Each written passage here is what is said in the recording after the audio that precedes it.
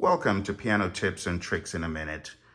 I've gotten a few questions about scales and how you know which mode works with which chord.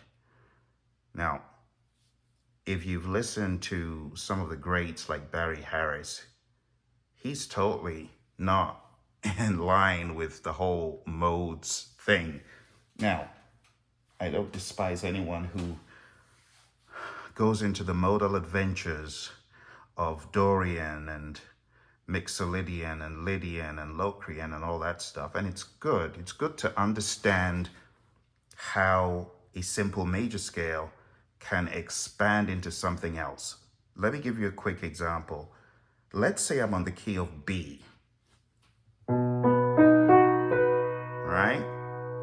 Now, on the key of B major, your options are quite limited, okay? In that, you're dealing with the notes in the B major. But if I think about B Locrian, I'm going to dabble into a totally different dimension. So a B Locrian, if I was holding a B, let's say major seventh, and I played a B Locrian on it, it would sound like this. It's not conventional, you see. Now, if I was to play, let's say, a B Dorian on this, it would sound like this.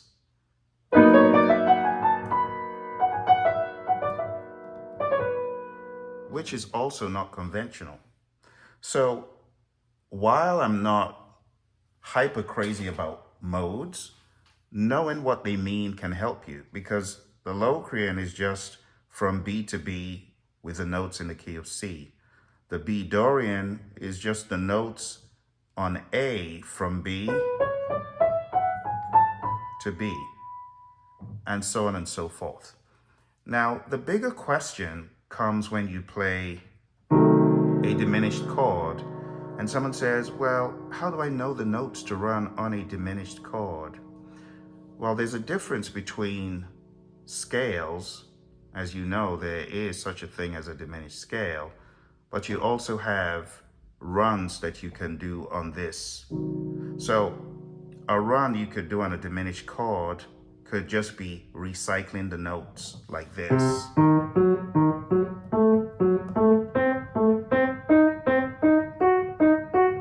On and on.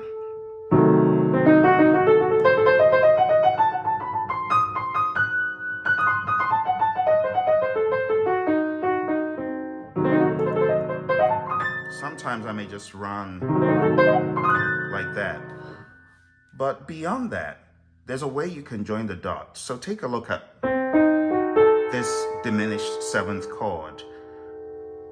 There are different paths you could take to join each one of these notes. You could go from a C to a C sharp, then that note, then you could choose to play an F, then you could choose to play the F sharp, which comes with it. You could play a G sharp, and then that note. So you see, you're building your choices around these four. You see what I'm saying?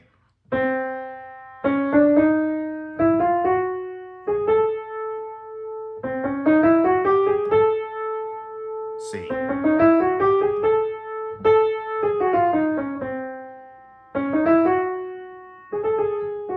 So you're joining the dots to play notes that are in between the chordal notes.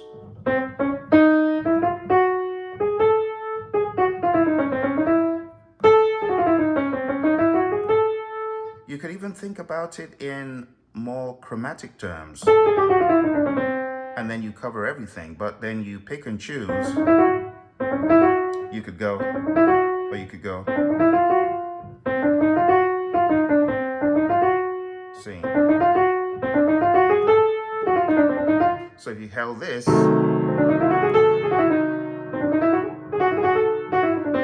you just make sure you're hitting the notes that matter, and you can fill in whatever you like in between to your taste.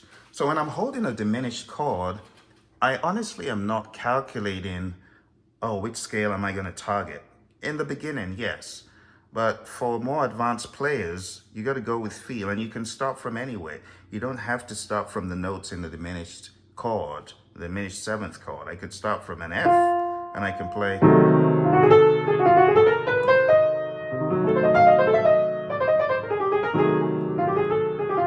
So I know the notes to hit, and I know the notes that I may want to avoid. But going back to Victor's theory, Victor Wooden, it's really all about the soul and the rhythm. It's not necessarily about the notes alone. The notes do help, but you got to transcend notes and think about rhythm. Let me give you an example. Let's put on one of these styles on my Go Keys keyboard right here.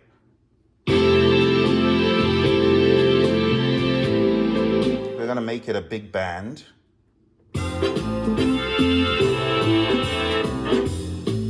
Now we're gonna mute the accompaniment, most of the accompaniment. And I'm gonna turn off the chords so that we just got like a diminished bass in the background, see? So, now watch what I'm gonna do. I'm gonna start from F, and I'm gonna ease into this diminished chord.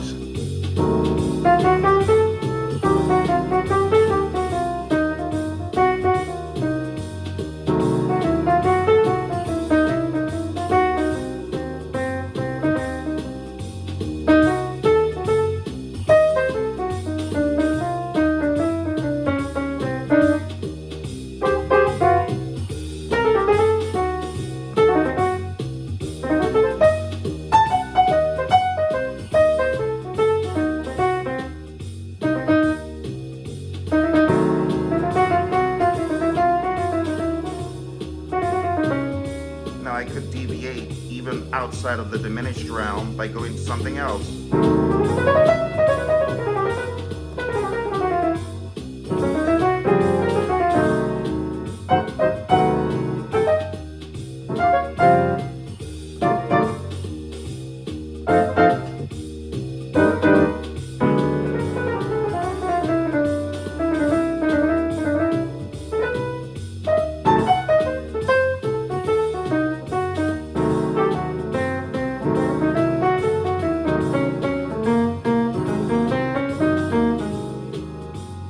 Not in the diminished scale at all. Now let's just play these notes in E flat pentatonic.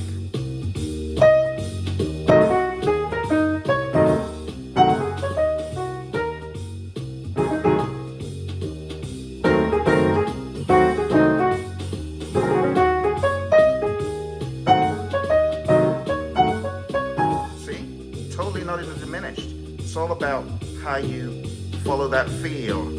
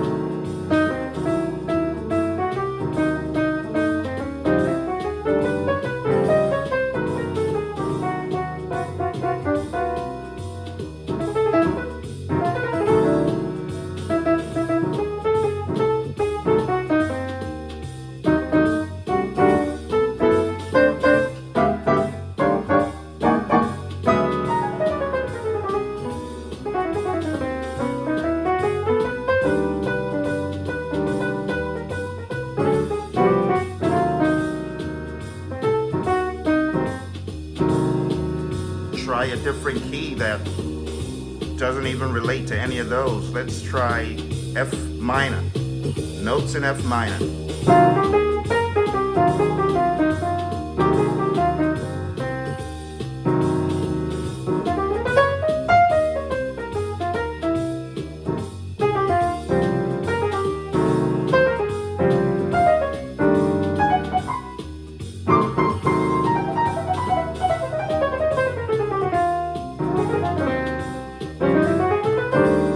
let's stop that for a second. Now, let me also reiterate that you be nimble with the scales that you know is also important.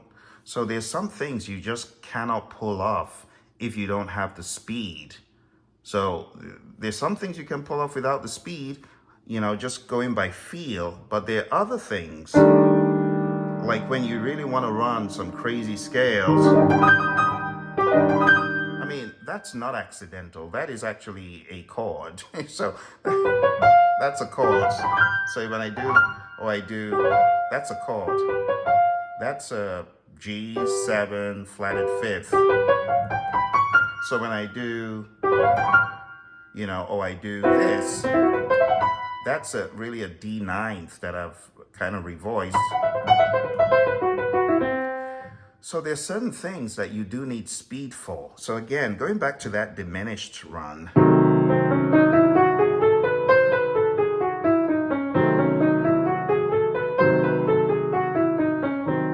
And I've played it so many times by combining knowledge about diminished scales and so on that I don't really think about.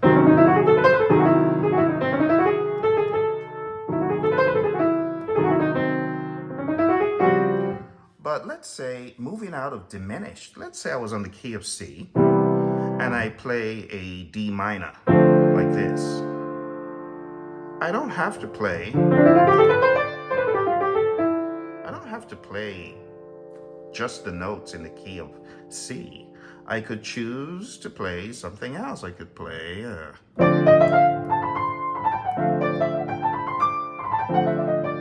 depending on the context.